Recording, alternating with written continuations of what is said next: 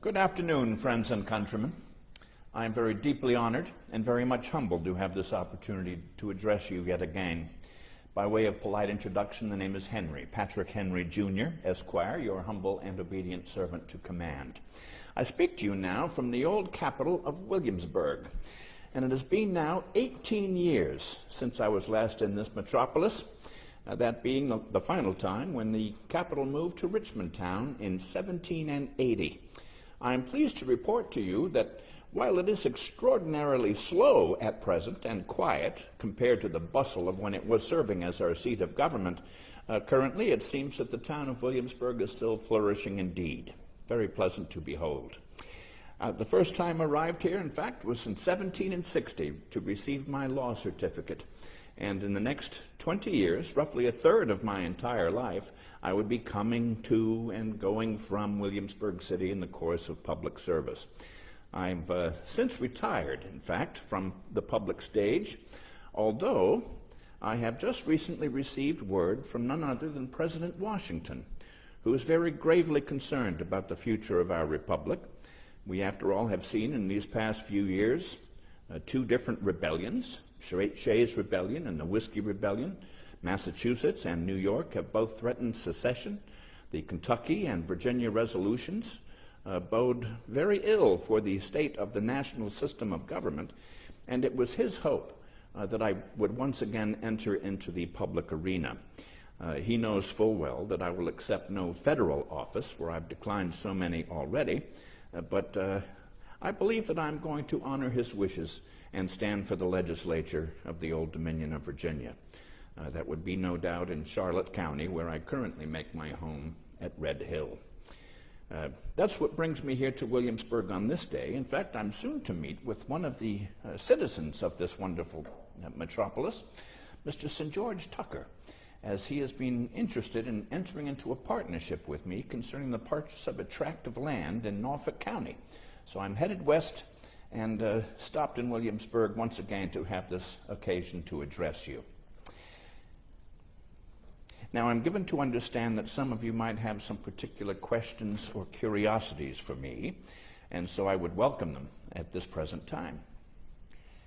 Thank you, Mr. Henry. It's a pleasure to have you here. Well, thank you. You mentioned becoming a lawyer. Can you talk a little bit about how exactly you became an attorney in this city of Williamsburg?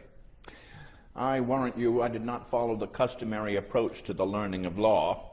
Back in 1760, there were no law schools anywhere in America, and very few American families had the means to send their sons to Great Britain to receive their law education at the Inns of Court. There were certainly some exceptions. In fact, right here in Williamsburg City, both the Randolph brothers attended college there, Mr. Benjamin Waller, and a few others besides. But most young men who aspired to the law in those days would read law with an established attorney, a mentor, and commonly for a period of 4 to even 5 years. I did not follow that approach neither. Initially, it was my father's desire that my brother and me first became shopkeepers and then later tobacco merchants. Alas, 2 different attempts at a country store both failed. They were very difficult times economically throughout the Old Dominion. And further, my farm burned and almost all of my possessions with it. I was newly married at that time with 2 small children. And so in exchange for a private room at my father-in-law's tavern, Hanover Tavern, I began to work for him. Well, Hanover Tavern sits just opposite the road from Hanover Courthouse. So in this way, I became acquainted with many of the lawyers who were riding the county circuit. That is to say, by day they would argue law in the courthouse, and by night would argue more loudly in the tavern. And after a time, I began to think that I too might be well suited to that particular profession, for my mother claimed until her death that I had a gift from God for argument. So I borrowed as many law books as I could lay my hands upon, which was 3, and read them in 6 weeks' time when I made that fateful journey here to Williamsburg to stand for my examinations. Without wishing to appear boastful or immodest as to my abilities, many honest men would tell you I was not only the best attorney in all of Williamsburg, but in all of America. I rarely lost a case. Thank you, Mr. Henry. Because you're already speaking about domestic matters, there's a question about your childhood, your upbringing. Deanna wants to know specifically, where were you born? Can you talk a little bit about your upbringing in Why, Virginia? certainly. I was born in what was then considered still the backcountry of Virginia, Hanover County. My father and mother were residing at a plantation called Studley, and that was the place of my birth in May of 1736.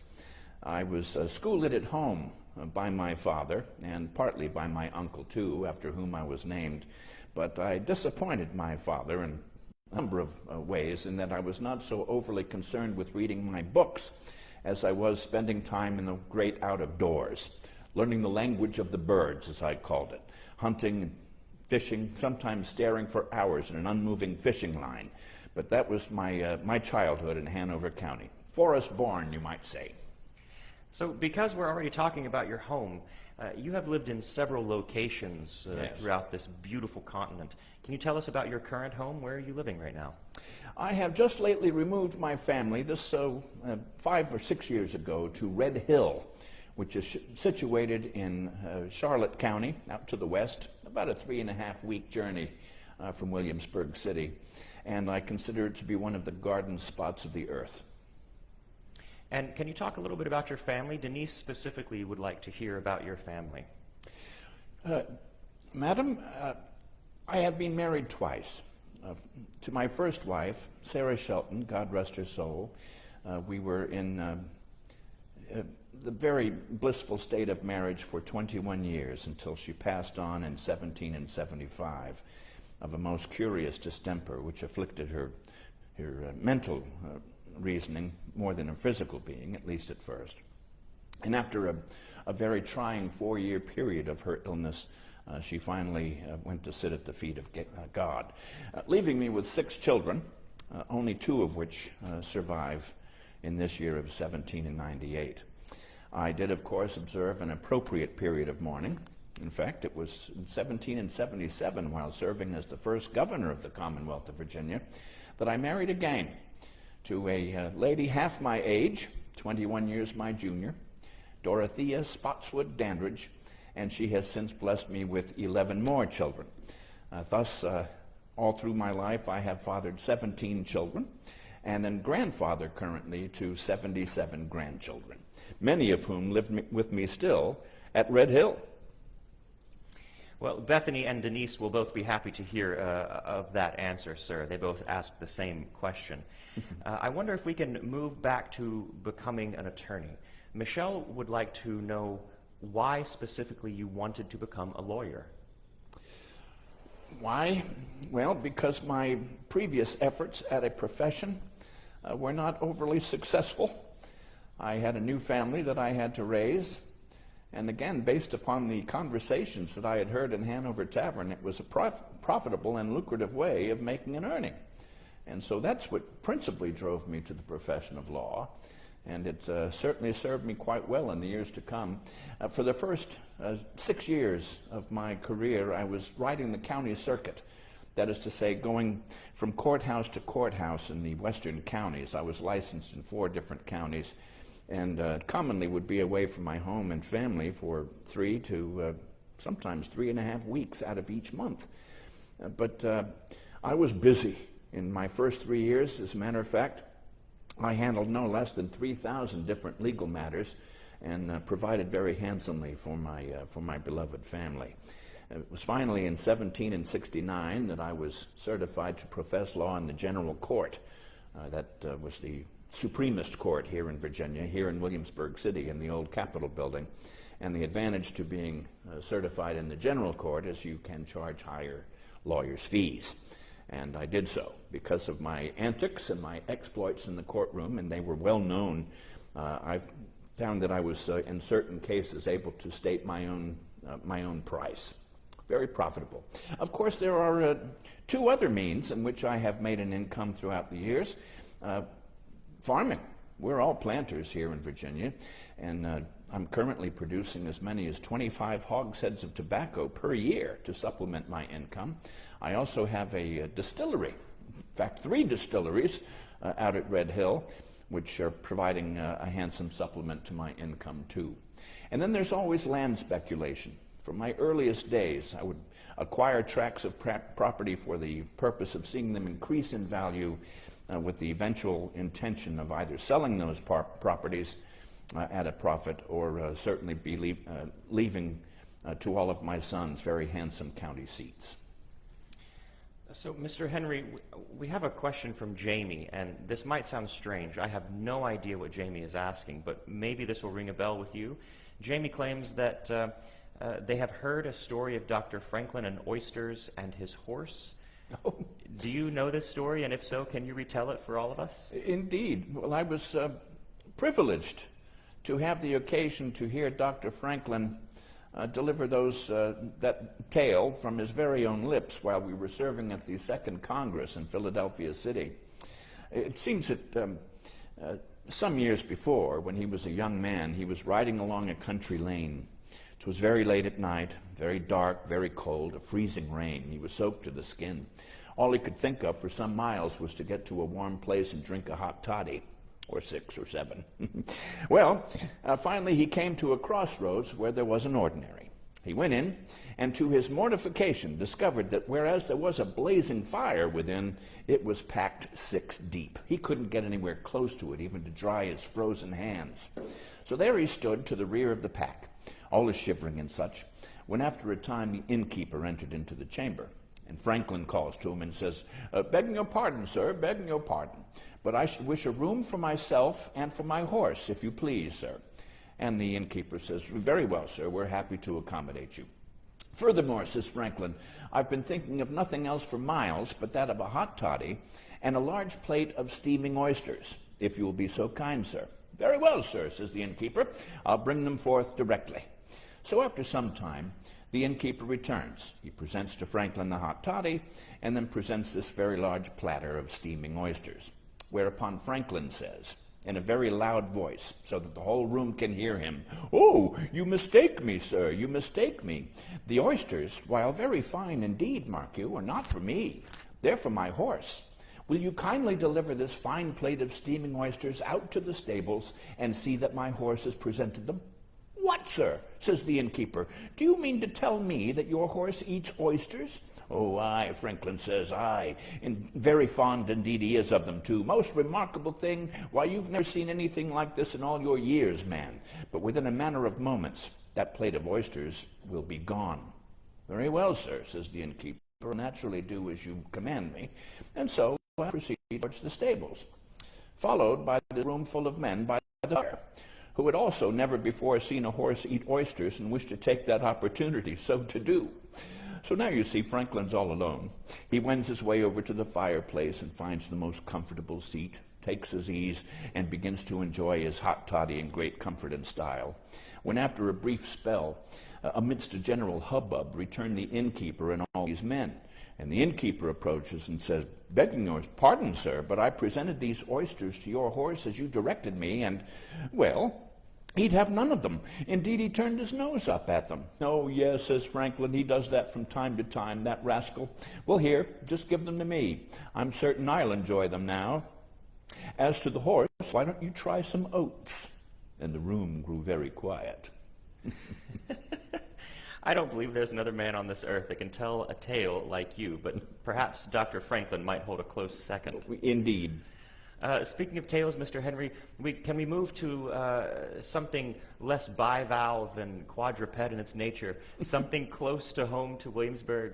Shane wants to know if you can tell us about your involvement with the famous gunpowder incident that happened right here in Williamsburg. Yes, I remember it well. 'Twas April of 1775. Blood had not yet been spilled, at least that we had not heard of. But still, the rumors were flying round that the British government intended to deprive us of our arms, so that we would not be able to defend ourselves and would become their slaves within a matter of weeks or months. Well, at the time of that particular incident, I was at home at Scotchtown at the time, in Hanover County, making preparations to journey to the second session of the Congress. A writer was sent to me informing me of the theft of the powder magazine by Lord Dunmore, and I summoned the gentlemen volunteers of the Hanover County Independent Company. They elected me to serve as their captain, and I led them in the first armed expedition against the Crown, determined to take back that powder or to at least receive payment for it. It turned out to be the latter. It was, we were at Mr. Doncastle's ordinary, just a few miles outside of Williamsburg, intending to march to the very governor's palace itself if we needed to, when a rider approached with a treasury bill in the amount of 330 pounds. We replenished the powder. In fact, in a way, it amuses me that Lord Dunmore did us kind of a service when he took that powder from the magazine, because most of it was wet and thoroughly useless, whereas with the money he paid up, we were able to purchase fresh powder from Dutch merchants in Baltimore City and even increase the number of kegs that Dunmore had stolen from 15 to 19. So he did us a great service that particular day. Shortly thereafter, of course, Dunmore raised the hue and cry. I was declared an outlaw, and a great large bounty of 2,000 pounds placed upon my head. Thank you, Mr. Henry. We have a question about your attire, but not the clothes that you're wearing today, which is a fine suit of black. But Brad would like to know, is it true that you often wore buckskins in polite society and would spin your wig? I have never been renowned, sir, as to my dress. I've been rather careless with it, I confess. Currently, in fact, there are many who look at me askance here in Williamsburg City because I'm still wearing clothes from the 1770s and 80s, and the fashions have changed considerably in polite society, but I care not. I'm from the backwoods, happiest when I was clad in greasy leather buckskin breeches and a hunting frock.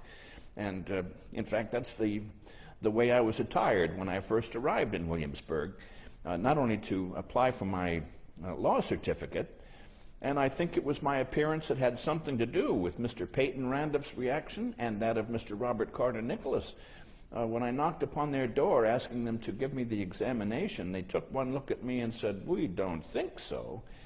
Finally, however, I was able to gain access to Mr. George Wythe, and then later Mr. John Randolph, who very graciously condescended to examine me. But my appearance, clad as I was and all dusty from that long ride from Hanover, I believe had much to do with their initial reactions.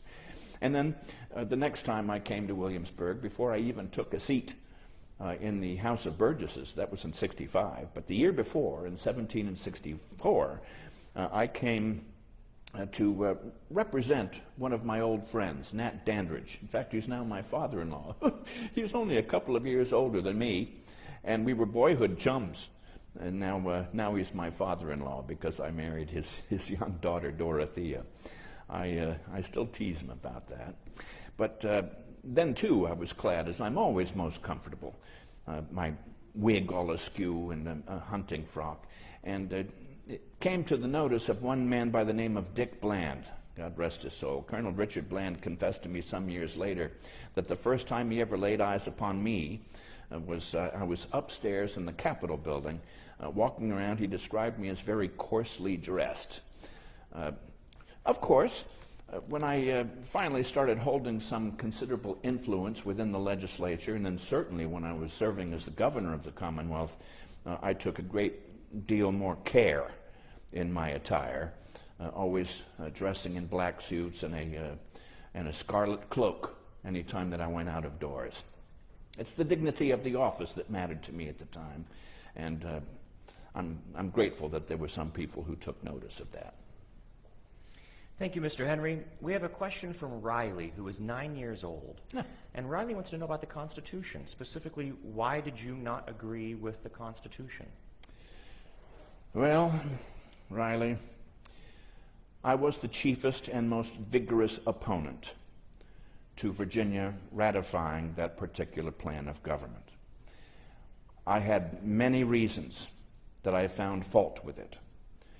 In fact, for the 23-day period that the ratifying convention was taking place in Richmond Town, I occupied the floor talking for 1/4 of the entire month. The faults that I found were many. Mostly it it pushed too much power to the very top. I was fearful that Virginia was going to be surrendering her sovereignty and her preeminence to a body of men, the Congress, the majority of whom had nothing in common with us, that we would be forever consigned to a small minority. And this, for Virginia, not only the oldest British province in America, but the largest, the wealthiest, the most populous. We were always the leaders in all matters political and intercolonial. And now it's going to be most of those men to the north of the Potomac River that are going to be having the control of this government. I found great issue with that too. But mostly, it was lacking something, in my humble view. Here in Williamsburg, we did things the proper way. First, we wrote a Declaration of Rights, laying out those individual liberties which come from God and which therefore cannot be removed by government. And then we wrote a constitution for a government to secure or protect those rights. In Philadelphia City, they wrote a constitution without a Bill of Rights. And they had the nerve to tell us that we didn't want to write a Bill of Rights, Mr. Henry, because what if we forget one or two? That would naturally surrender those individual rights over to the power of the federal government forever. We can't have that. And then another tune that they tried was, but individual liberties are implied within the body of the text. Oh, you may call me suspicious. You may call me old-fashioned. But when it concerns preserving the rights and liberties of the people of Virginia, I consider suspicion to be a very great virtue indeed. In the end, though, and it was a slight majority who voted in favor of Virginia entering into this national government, final vote was 89 to 79, and Virginia became the 10th state to ratify the Constitution of these United States. I am a true Republican. That's with a small letter R, not a capital one, because I despise the idea of organized political factions. But as a Republican, naturally, it is my duty to submit to the will of the majority. And so since that time, I have avoided holding any federal offices of government, though numerous have been offered, and instead content myself to be the most peaceable of all American citizens. And thus, my decision to honor the wishes of General Washington and to stand for nomination and election to the General Assembly of Virginia. Now, speaking of a Constitution and a Bill of Rights, George Mason was integral in Virginia on that Bill of Rights. Did you have a chance to work with him? Oh, Barry would like to know. Indeed. I would have to say that Colonel Mason was one of my dearest friends and associates. We were political allies and societal allies, too, with regard to such points as the importance of religion and virtue in a Republican system of government.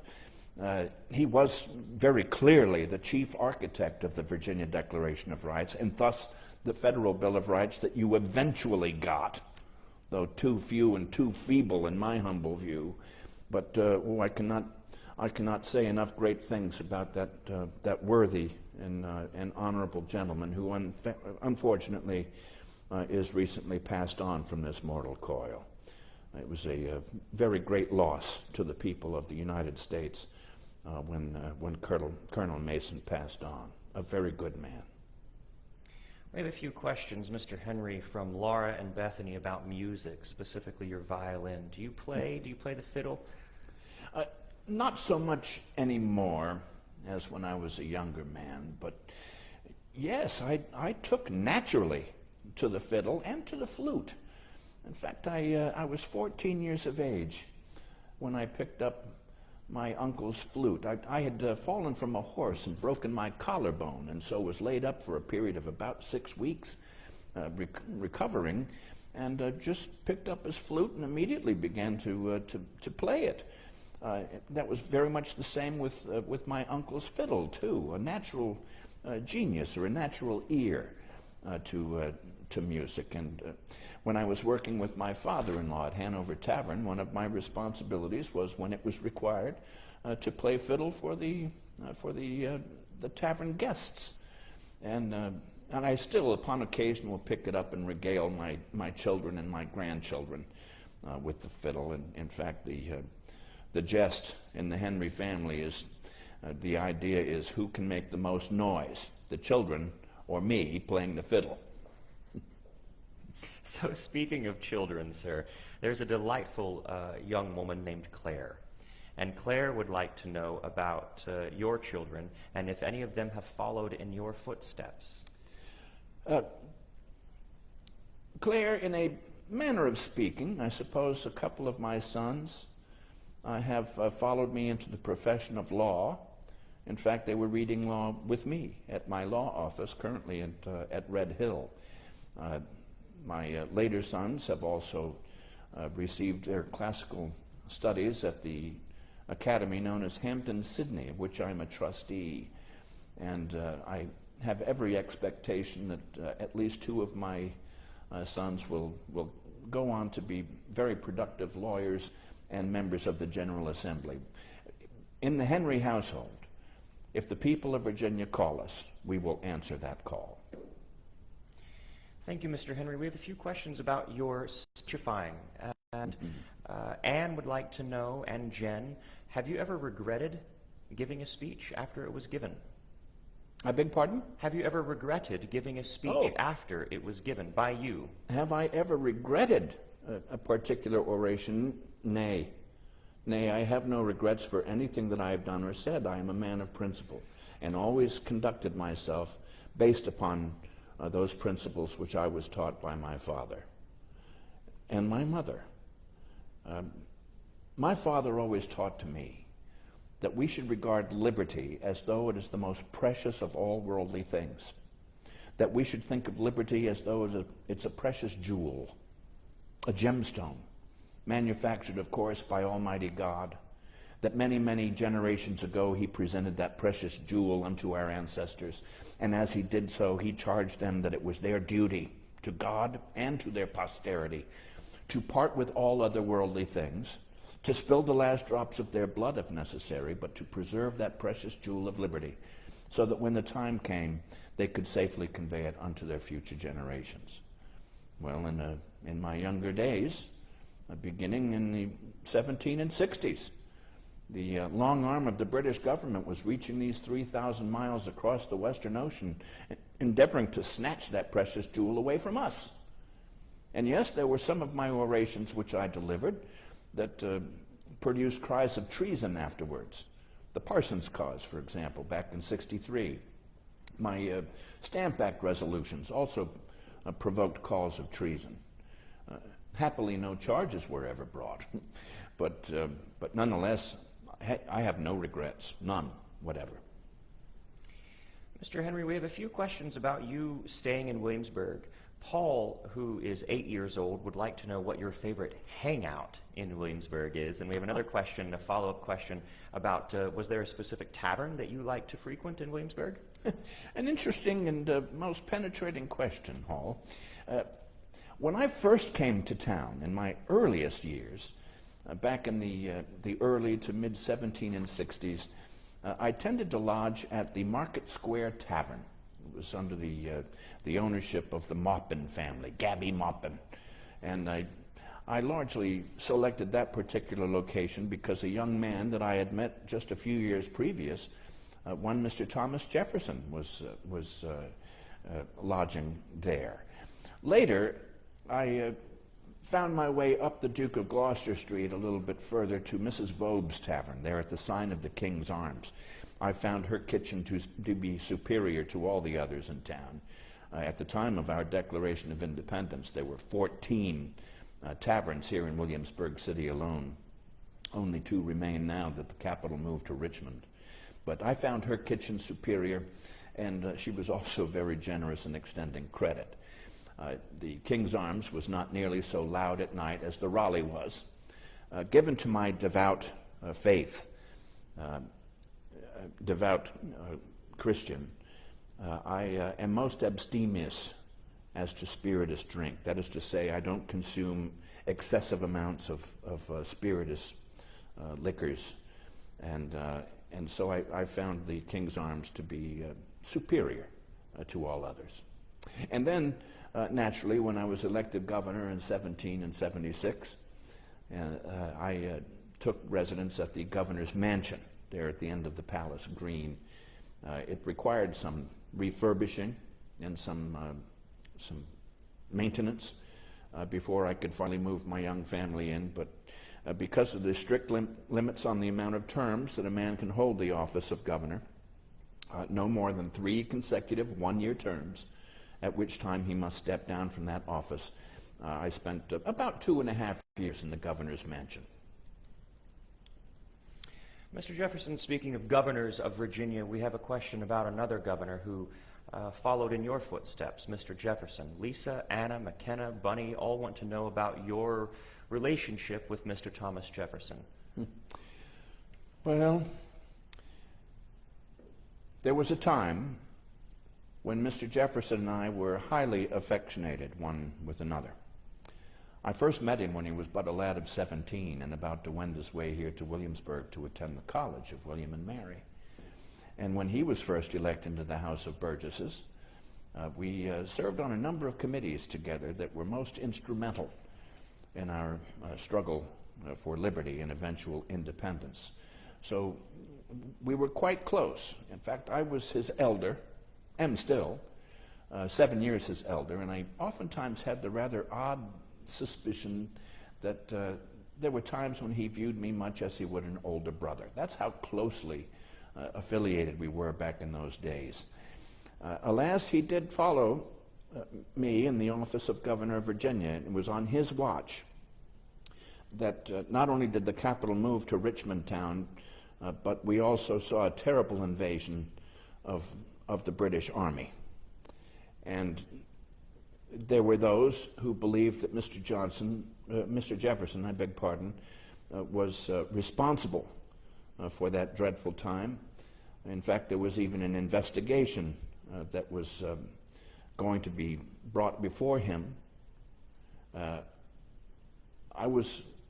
I gave my vote in support of that inquiry into his conduct and behavior, but like many of his other friends, I wished to be able to clear his name of the blemish that was caused because of his dreadful tenure as the second governor of the Commonwealth.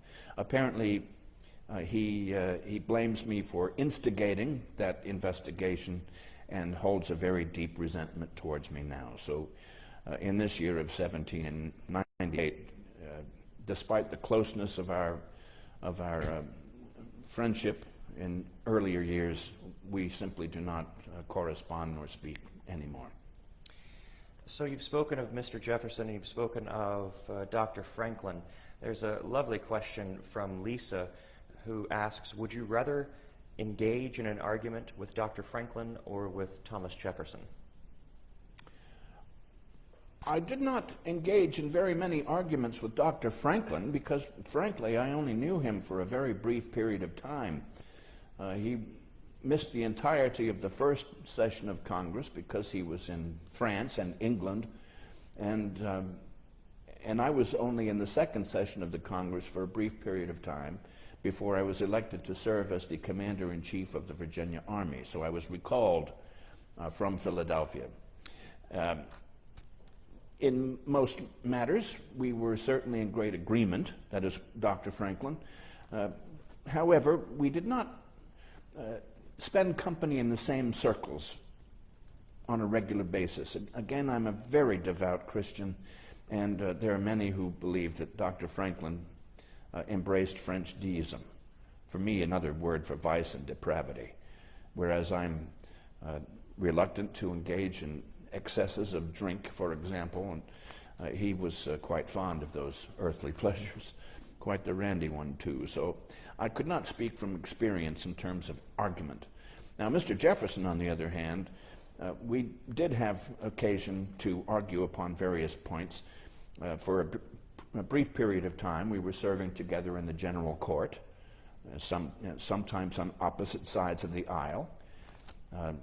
Generally, I would prevail in those particular matters. I think he held some grudge upon me for that, too, because, after all, he read law for 4 years with George Wythe, considered the greatest mentor of all time with regard to legal studies. But we also had some great differences of opinion in other matters too. Chiefly, I suppose, the question of church and state, and what would be the proper relationship betwixt the two in our new republic. He prevailed on that one. Speaking of church and state, sir, we have several questions. Shane wants to know, and there are others who would like to know about your thoughts, particularly as it pertains to a wall of separation between the state and any state-sanctified religion. And that phrase is something that I've never heard, frankly.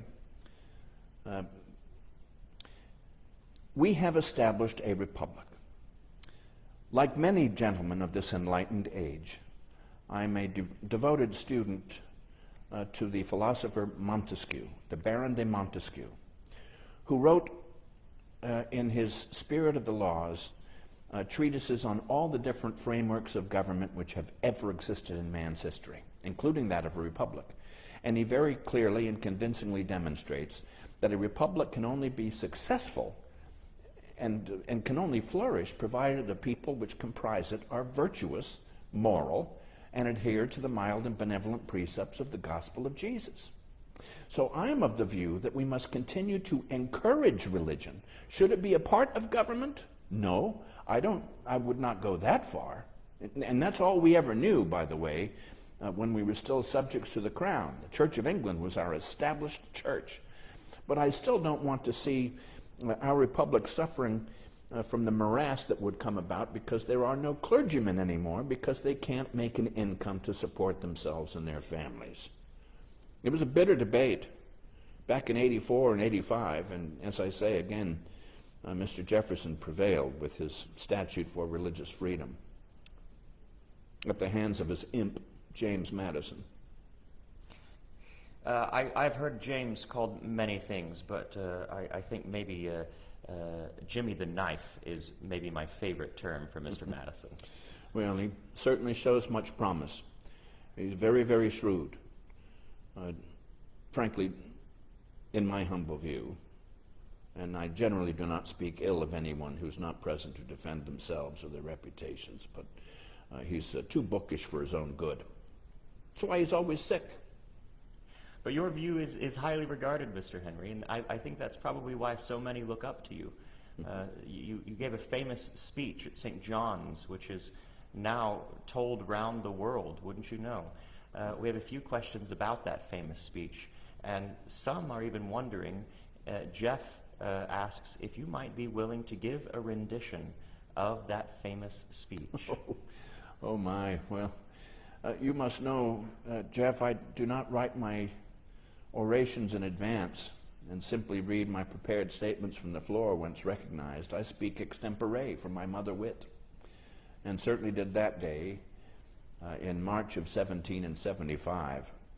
The occasion was the Second Virginia Convention in Richmond Town. It was not yet our capital, and the reason that it occurred in a church was because it was the only building that was large enough in that small trading village to accommodate the 120 men in attendance. And it was a considerably longer oration than many future generations might realize, but I do recall concluding with the idea of, I know not what course others may take looking at my opposition, but as for me, give me liberty or give me death. I do not claim to be the original author of that particular concept. In fact, that's a British concept which we've known our entire lives and for many generations previous. That is to say, I will live free or I will die in achieving it or maintaining it. And furthermore, I admit it was a reference to popular culture at the time. There was a play known as Cato, a tragedy in 5 acts written by Joseph Madison in the early part of the century, 17 and 12 or 14 in there. And at one point in the play, the great Roman senator Cato is standing on a bluff overlooking a plain, waiting for the imminent arrival of Augustus Caesar's conquering army. And he says, Juba no more. Now is not the time to think of aught but chains or conquest, liberty or death. So when I concluded that particular speech with that idea, I was deliberately putting all of those men in the convention into the shoes of Cato, that they too were standing on a bluff overlooking a plain, awaiting the arrival of a red-coated army.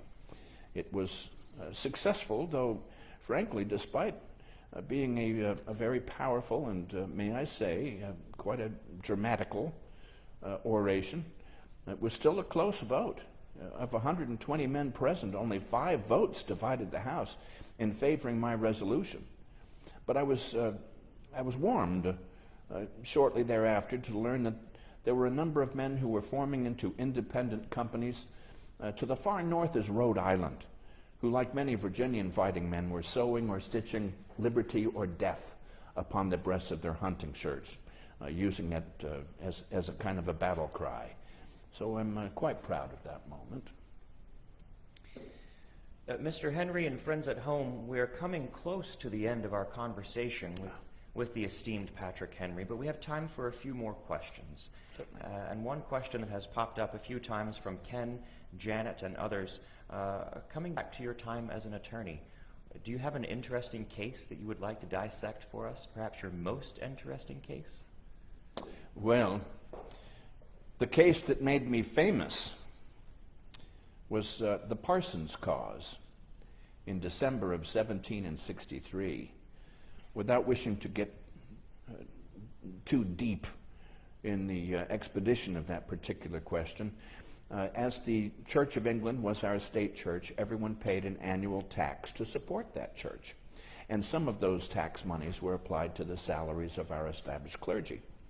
And they were living quite handsomely. The law required that they were receiving 16,000 pounds of tobacco per year for their ministerial responsibilities. Well, there were 3 consecutive years of drought whereby the price of tobacco on the world market tripled. And the House of Burgesses realized that if we continue to pay our clergy 16,000 pounds of tobacco, it's going to bankrupt us. So I was defending the sheriff of Louisa County, Thomas Johnson, and I did make the remark in the course of that argument that any king who would disallow an act, that was the Twopenny Act, of so salutary a nature, far from being the protector of his people, rather degenerates into a tyrant and thus forfeits all right to his subjects' obedience. But I had to paint the established clergy in such a disgraceful manner that the jury was so horrified that instead of awarding 288 pounds in Virginia current money, which the Reverend Maury was seeking, they came back with a verdict of only 1 penny in damages. That set a precedent. I was rushed by a crowd of men shortly following the verdict, picked up upon the shoulders of this crowd, and paraded around the courtyard, electioneering style. And the following year found myself elected into the General Assembly for the first time. So that was certainly an important milestone in my legal career. And then another that instantly pops to mind too was that of Henry Bullard, who was being charged with willful murder. And I believe that I'm the first man in all of legal history, at least in the English and American systems of justice, to use an insanity defense to see that his charge of willful murder was reduced to manslaughter and thus his life spared.